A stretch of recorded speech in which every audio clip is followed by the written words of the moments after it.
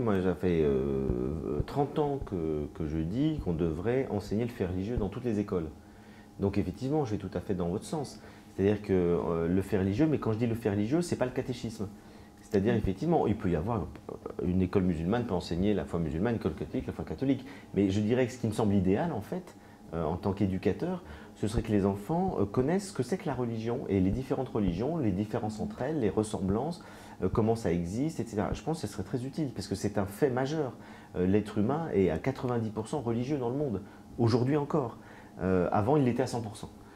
Et l'athéisme, c'est un phénomène extrêmement récent qui est quasiment limité à deux zones géographiques, c'est-à-dire l'Europe et la Chine. Et le reste, le monde est profondément religieux.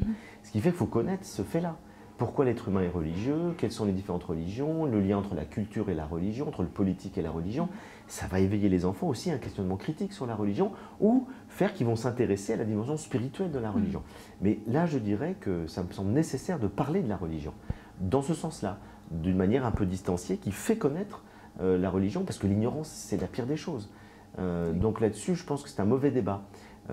Et on confond le fait religieux étudié de cette manière-là avec un endoctrinement des enfants en disant, évidemment, il ne s'agit pas d'en faire des êtres forcément croyants.